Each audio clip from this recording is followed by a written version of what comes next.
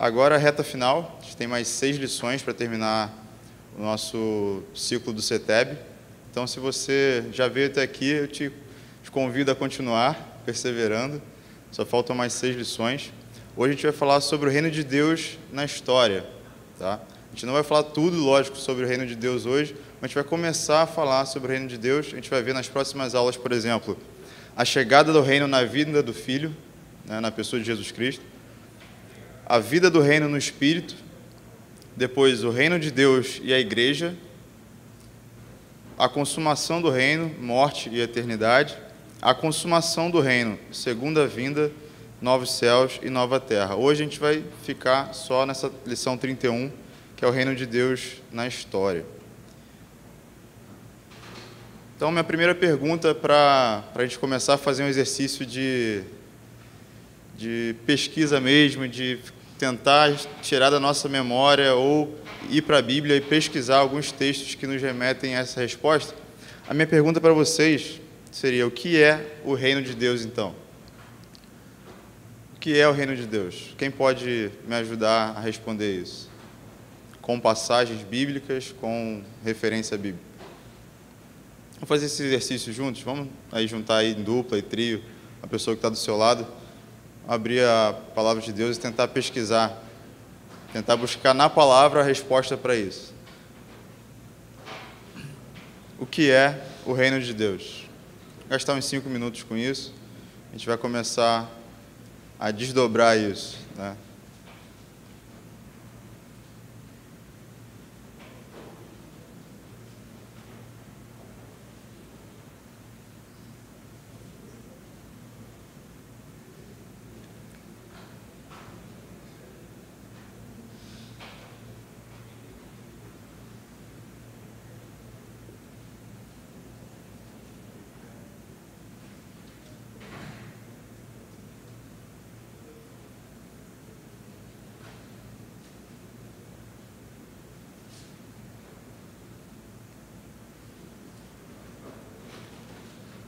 Para quem está chegando, o desafio é pesquisar na palavra a resposta para o que é o reino de Deus, né? Se juntem em duplas e trios, alguém que está do seu lado, e tentem encontrar na palavra uma resposta para o que é o reino de Deus. Aí fica uma dica, né? No Novo Testamento a gente tem algumas parábolas onde Jesus vai, por parábolas, explicar o que é o reino de Deus, o que é o reino dos céus. Então é uma boa dica aí, uma boa cola para a gente poder começar a conversar sobre isso. Dá mais uns 3 minutos, a gente vai ouvindo o que cada um já conseguiu encontrar.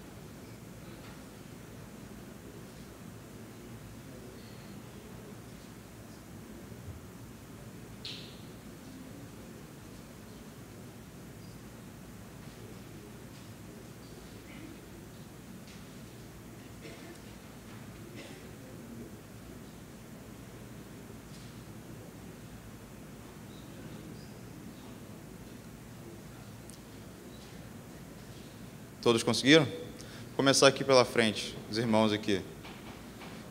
Ei, irmão, o que você... Aham.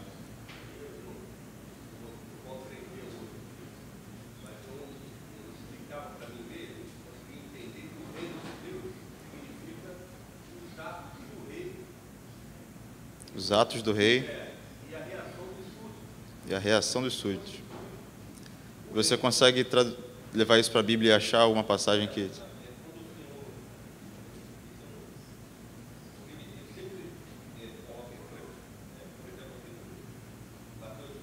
Mateus 20. Então, todo mundo, vamos abrir Mateus 20 para ver se a gente chega na mesma conclusão. Mateus 20. 20, versículo 1.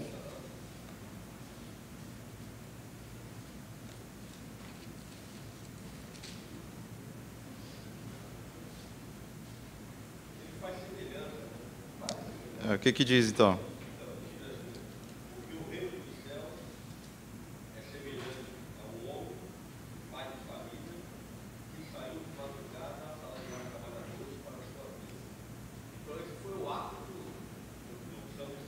Uhum.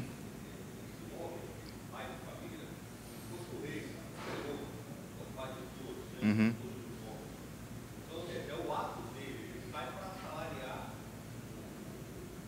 Os trabalhadores da vinha. E cada um reage.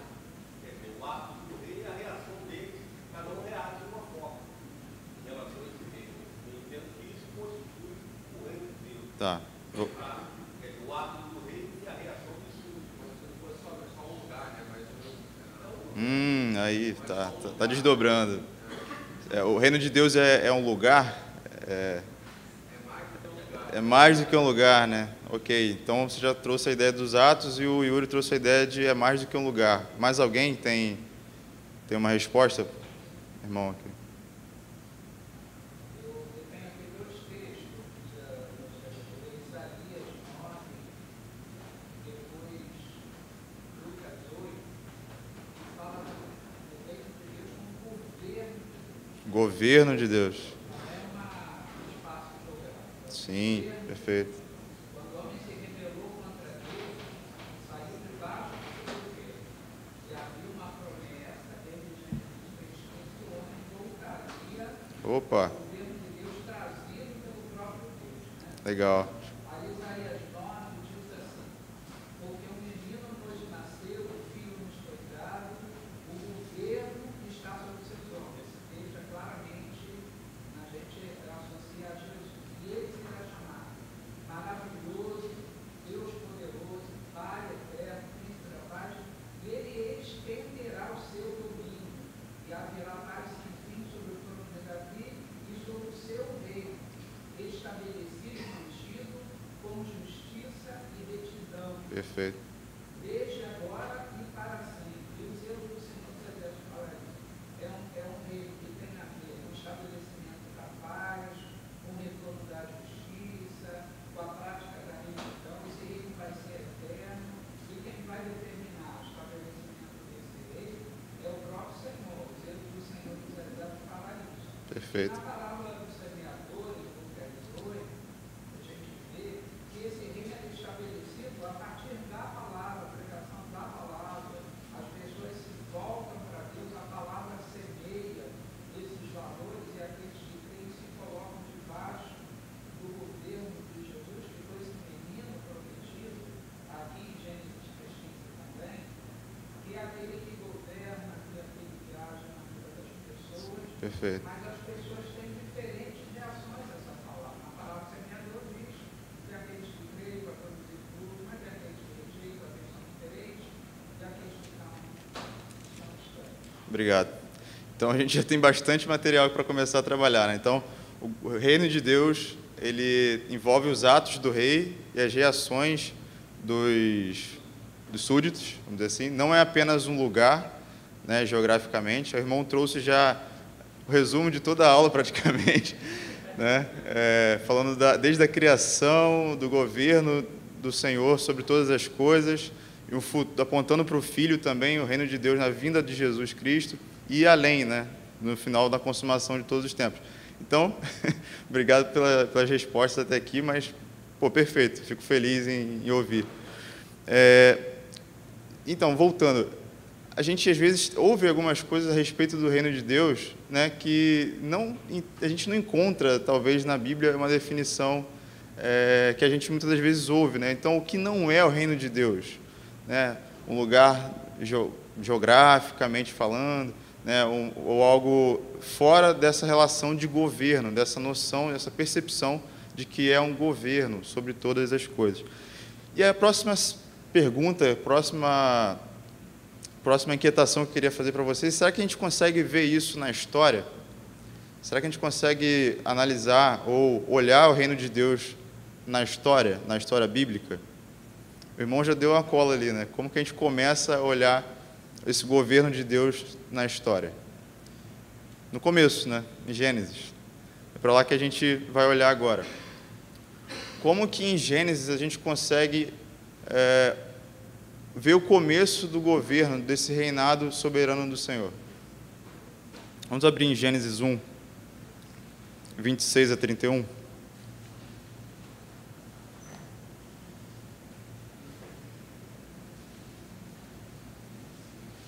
Quem pode ler, por favor? Gênesis 1, 26 ao 31.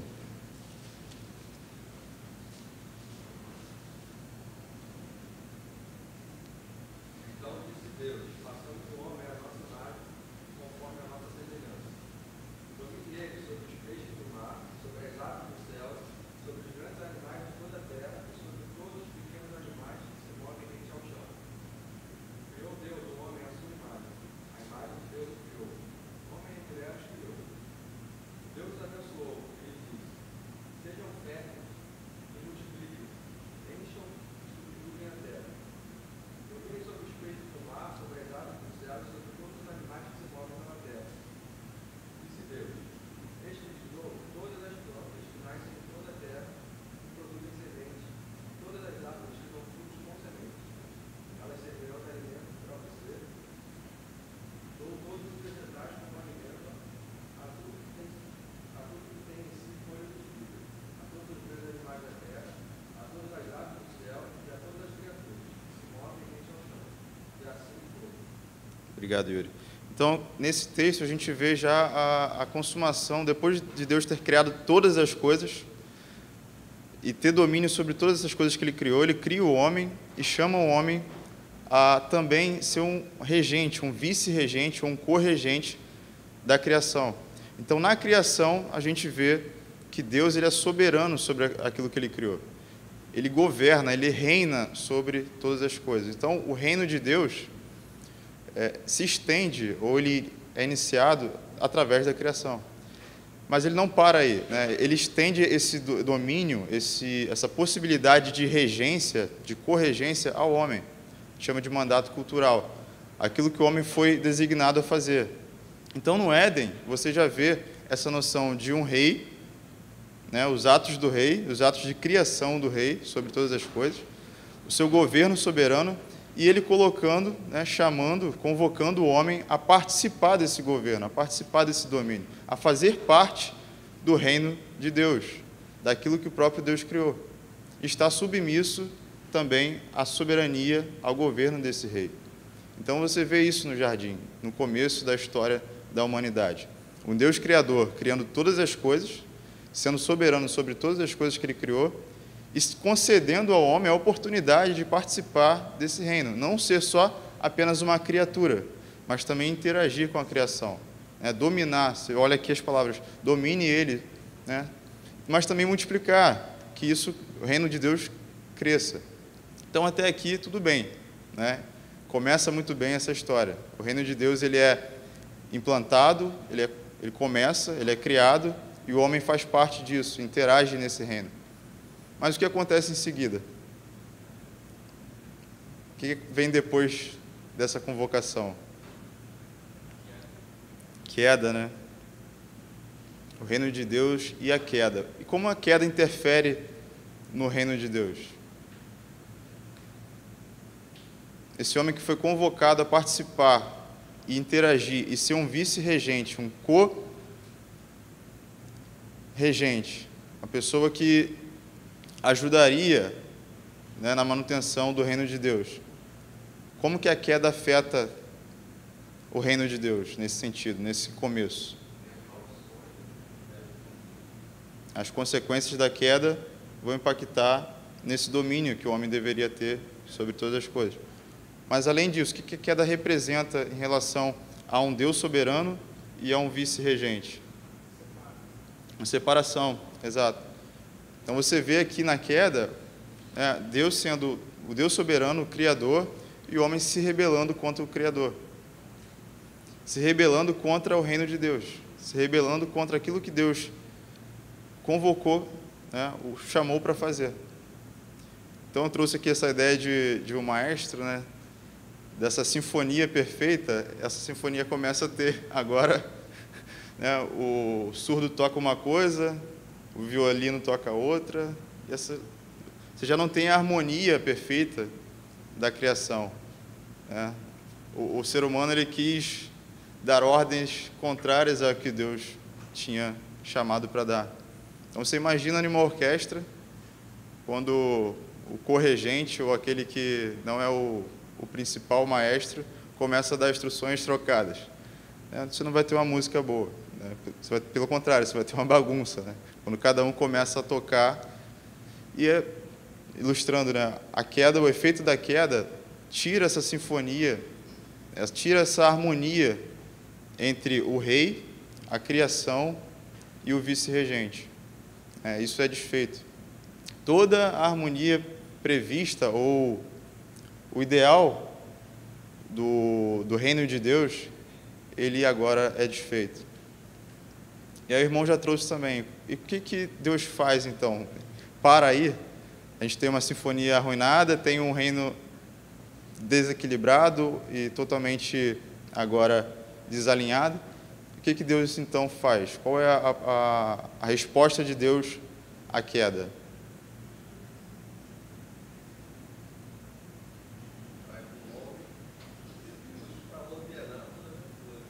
Sim, então a gente tem uma promessa de restauração já, certo?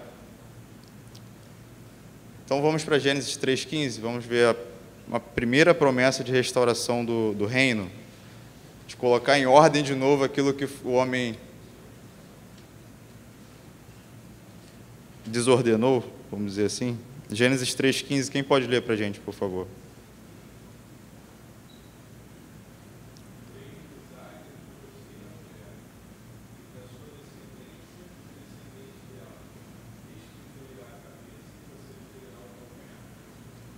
Então, a primeira promessa de restauração do reino, aqui apontando para a própria pessoa do Filho, Jesus Cristo.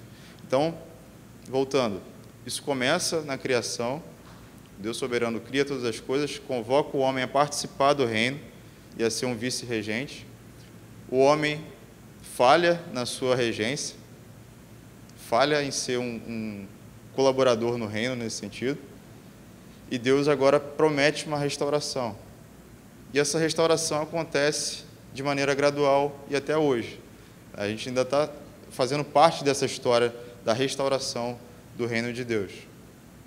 Esse reino que no Éden, antes da queda, era uma sinfonia perfeita, essa sinfonia hoje está caminhando para ser perfeita de novo. Ainda não é perfeita, é melhor do que já foi, mas Deus está trabalhando soberanamente para que isso seja restaurado.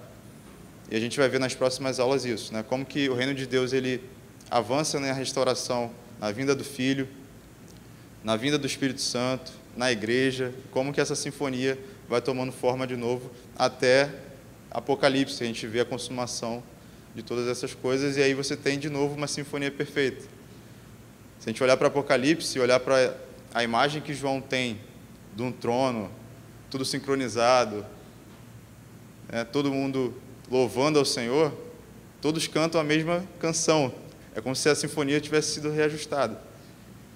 Todos agora entendem, reconhecem e conseguem perceber claramente quem é o soberano, né? Quem é o rei de toda terra, de todo o céu e dono de todas as coisas.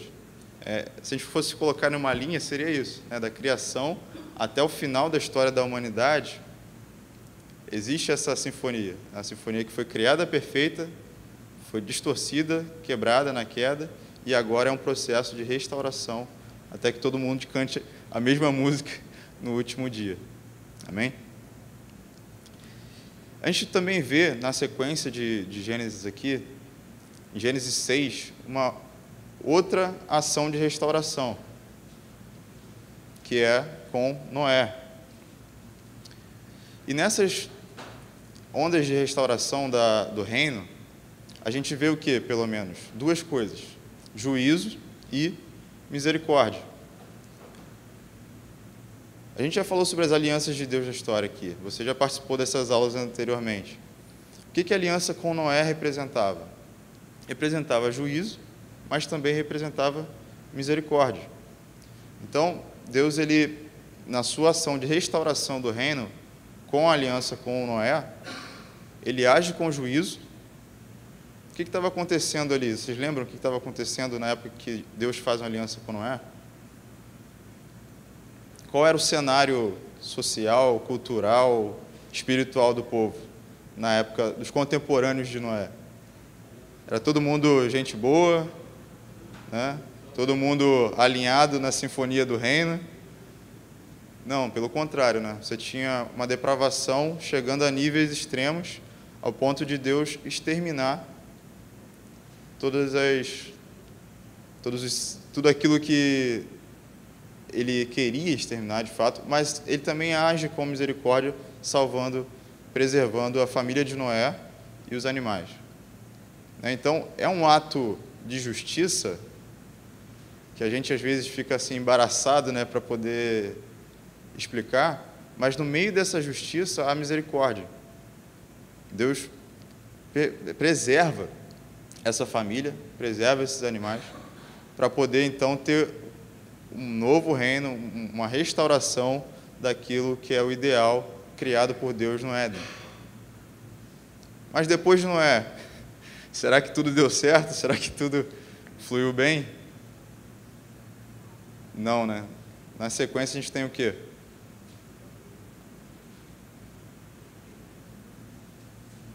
Depois de Noé, qual é o outro ato? Babel, perfeito.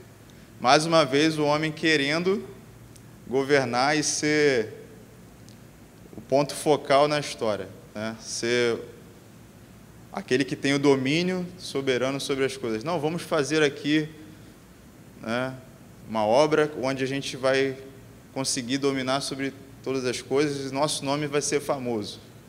É isso que está em Babel. Aí Deus fala, nada disso. Não é esse o meu padrão do reino de Deus. Não é isso que eu tenho para vocês. Então, essa onda, né, de restauração e de ação humana falha, fazendo com que o reino de Deus na história tenha essa dinâmica de altos e baixos, a gente vai ver ao longo de toda a história bíblica.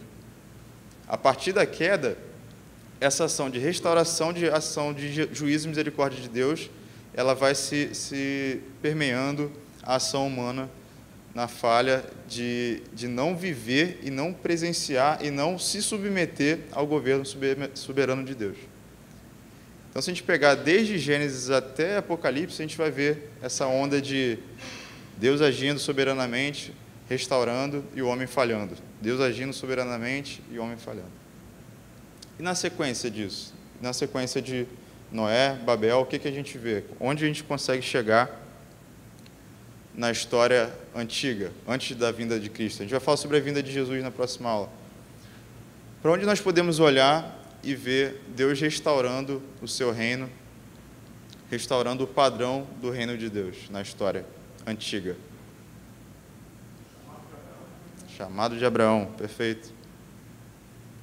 Então, com Abraão, você também já tem essa noção de povo, de descendência, e Deus separando e já constituindo o seu reino e o padrão do seu reino. Mais do que montar um povo, mais do que chamar pessoas, chamar um homem e a partir dele uma nação, você vê claramente que Deus ele traz um padrão. Não é só um grupo de pessoas, né? Seria fácil, né? Vamos juntar um monte de gente em algum lugar, mas tem uma promessa, tem um propósito, tem um padrão. E como que a gente vê isso também avançando, depois de Abraão? Moisés, também, lei, ordem, essa noção de um padrão do reino de Deus, do padrão da soberania de Deus sobre o seu povo. Depois, Davi, essa ideia de um rei, de uma casa real, de um lugar onde Deus realmente ia reinar soberano.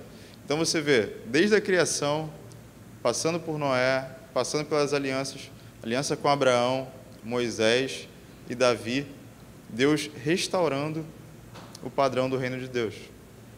Então, se a gente conseguisse colocar em linha na história, a gente pode olhar o reino de Deus na história assim. Inclusive, o reino de Deus, o tema do reino de Deus, pode ser um dos facilitadores para nosso estudo da palavra. Ele é considerado um tema que permeia todas as Escrituras.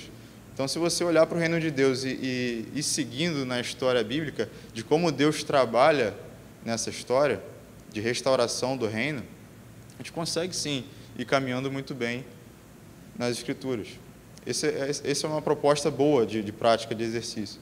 É você olhar essa grande história que a gente já falou aqui nas alianças, já falou sobre a Bíblia, o Antigo e o Novo Testamento, não são duas coisas distintas.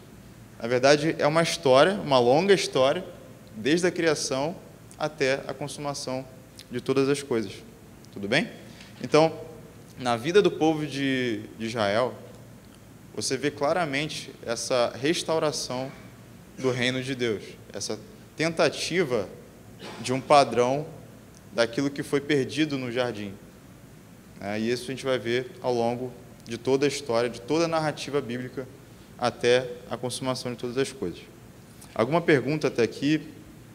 Comentário adicional? Não? Fatinha?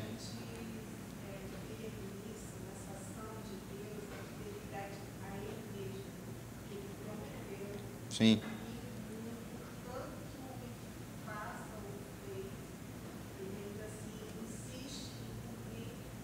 Sua promessa. Sim.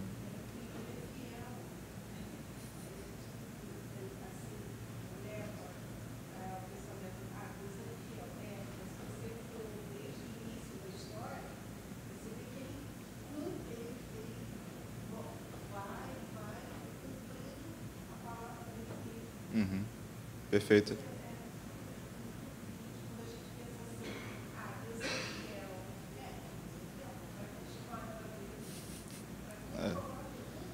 Ele é mais fiel do que a gente acha que é, né? Sim.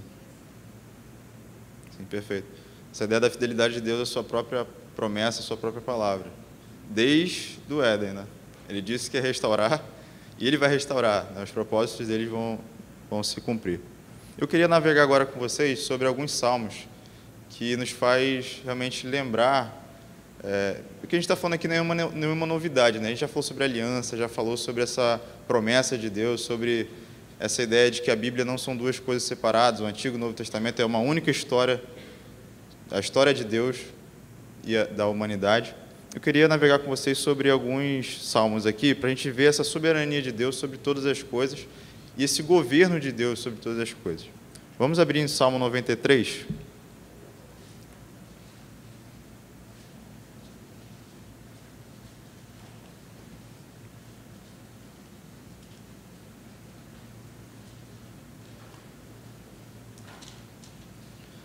O versículo 1. Quem pode ler, por favor? Salmo 93, versículo 1.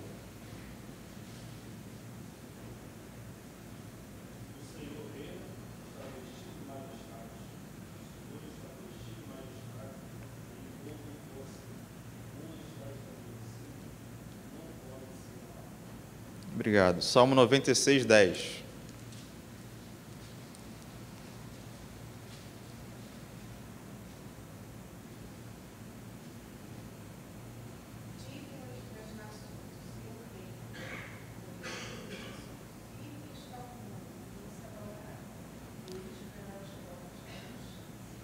Salmo 97, versículo 1. O Senhor reina, exulte a terra e alegrem-se as regiões costeiras distantes. Obrigado. Salmo 99, versículo 1.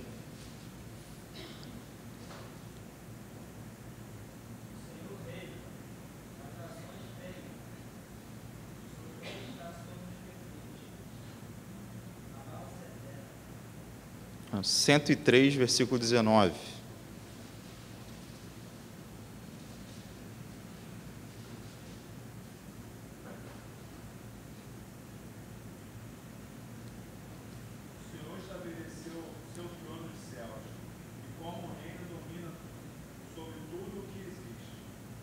145, 11 ao 13.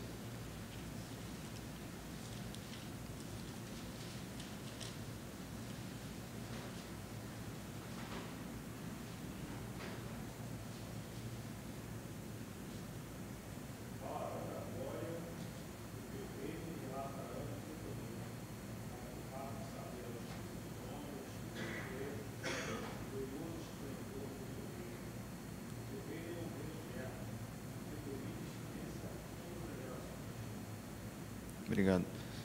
Agora a gente vai ver essa relação com o povo de Deus. Aqui a gente viu salmos que exaltam o reino soberano do Senhor sobre todas as coisas. Agora, Salmo 132, 13 e 14.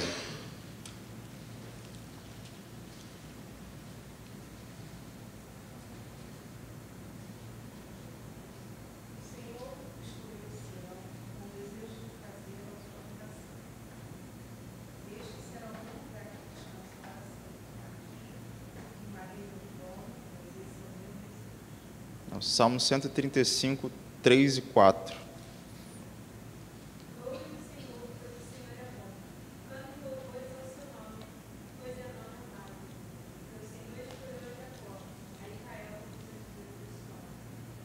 Sim. Então, esse reinado do Senhor sobre todas as coisas envolve também o seu povo. Envolve também cada um de nós. Ele, assim como fez no jardim, ele nos convoca a ser participante do seu reino e corregente sobre a criação. A gente vai ver nas próximas aulas como o Senhor faz isso através do próprio Filho, Jesus Cristo, através do Espírito Santo e através da igreja. Nós fazemos parte de um reino, nós fazemos parte de um governo soberano. Nós fomos convocados a pertencer a esse reino e responder aos atos do rei. A gente olhando para as parábolas, em Mateus 13, a gente tem uma série de parábolas que falam sobre os atos do rei e a resposta dos súditos. Como Jesus assemelha, através de parábolas, o que é o reino de Deus e como o reino de Deus se revela, como ele se comporta. Vamos a Mateus 13, explorar um pouco mais essa relação do que o próprio Cristo falou sobre o reino de Deus.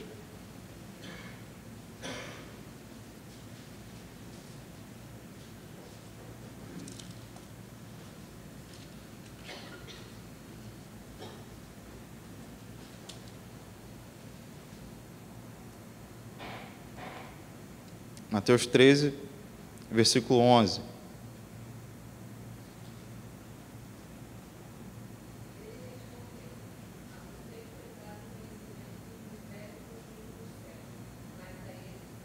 Aqui, o próprio Jesus, ao pronunciar as parábolas, ele mostra, olha, vocês que fazem parte do reino, vocês estão entendendo o que significa o reino de Deus.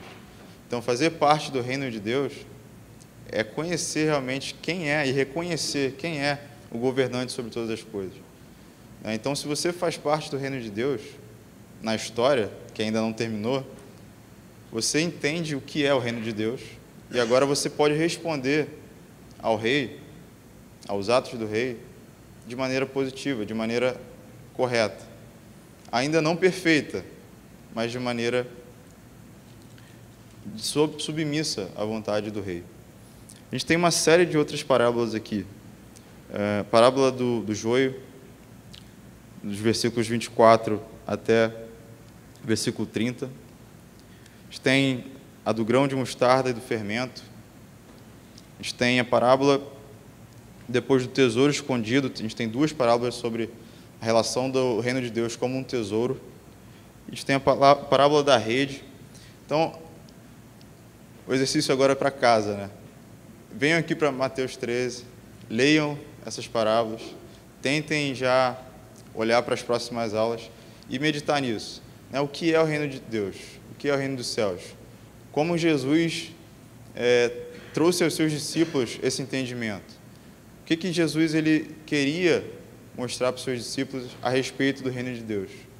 Quem lembra aqui qual era a mensagem de pregação de João e de Jesus? Quando Jesus e João Batista iam pregar, o que eles repetiam? Arrependam-se, pois é chegado o reino dos céus.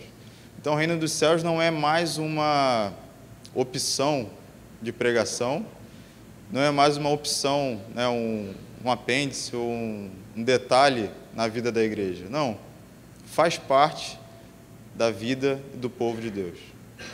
É onde nós estamos inseridos, é onde nós fomos colocados e é onde nós vamos viver eternamente, sobre o domínio soberano do Senhor, sobre o domínio e sobre a submissão do Senhor.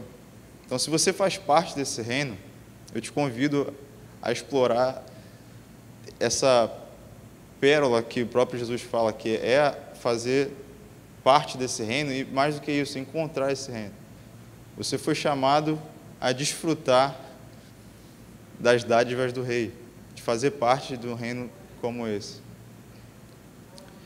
E como eu falei, a história não termina na gente, né? A gente não é o ápice do reino de Deus. Isso vai ter um fim um dia. Vamos até Apocalipse, só para a gente ter uma breve noção. A gente não vai falar sobre... Esse não é o tema de hoje, mas só para a gente já começar a pensar nessas coisas de eternidade. Apocalipse 4.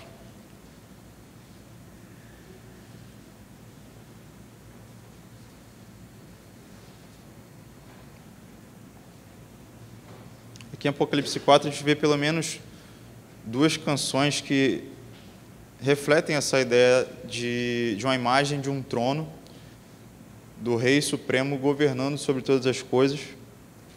E o que diz em Apocalipse 4? Né? Depois dessas coisas olhei e diante de mim estava uma porta aberta no céu. A voz que eu tinha ouvido no princípio, falando comigo como trombeta, disse: suba para cá e lhe mostrarei o que deve acontecer depois dessas coisas. Imediatamente me vi tomado pelo Espírito, e diante de mim estava um trono no céu, e nele estava sentado alguém. Aquele que estava sentado era de aspecto semelhante a jaspe e sardônia. Um arco-íris, parecendo uma esmeralda, circundava o trono, ao redor do qual estavam outros 24 tronos, e assentados neles havia 24 anciãos. Eles estavam vestidos de branco, e na cabeça tinham coroas de ouro. Do trono saíam relâmpagos, vozes e trovões. Diante dele estavam acesas 7 lâmpadas de fogo, que são os 7 Espíritos de Deus. E diante do trono havia algo parecido com um mar de vidro, claro como cristal. No centro, ao redor do trono, havia 4 seres viventes cobertos de olhos, tanto na frente como atrás. O primeiro ser parecia um leão, o segundo parecia um boi, o terceiro tinha rosto como de homem, o quarto parecia uma águia em voo. Cada um deles tinha 6 asas e era cheio de olhos, tanto ao redor como por baixo das asas. Dia e noite repetem sem cessar: Santo, Santo, Santo é o Senhor, o Deus Todo-Poderoso, que era, que é e que há de vir. Toda vez que os seres viventes dão glória, honra e graças àquele que está sentado no trono e que vive para todo sempre, os 24 anciãos se prostram diante dele, daquele que está sentado no trono, e adoram aquele que vive para todo sempre. Eles lançam as suas coroas diante do trono e dizem: Tu, Senhor e Deus nosso, és digno de receber a glória, a honra e o poder, porque criaste todas as coisas, e por tua vontade elas existem e foram criadas. Essa é a visão que o apóstolo tem do governo soberano de Deus sobre toda a criação, sobre todas as coisas. Isso deve nos fazer refletir: se eu faço parte desse reino, se é isso que me espera, por que a gente ainda não vive nessa expectativa, na vinda do reino? O próprio Cristo, ele nos chama a atenção em relação a isso. Os dias estão chegando ao fim. Essa história está caminhando para a restauração completa do reino de Deus. Então, que a gente tem isso em mente. Acho que a lição dessa aula seria: como eu consigo olhar para a história da humanidade e ver o reino de Deus. Quando eu olho para trás, eu vejo nas alianças essa relação do reino de Deus e da história, mas quando eu olho para frente, o que nos aguarda? O que ainda está por vir? E isso deveria mudar a forma como eu enxergo a cidade dos homens, né? Aqui e agora, né? Ontem a gente estava falando com a juventude, né? A gente tem que viver, tentar buscar viver assim, com o olho aqui e com o outro na eternidade. Para viver essa vida nessa expectativa da eternidade. Que isso não venha fugir da nossa mente. Que isso venha sempre ser lembrado. Nós pertencemos a um rei e a um reino, que não é daqui e que não é agora. Que a gente viva nessa expectativa. Amém?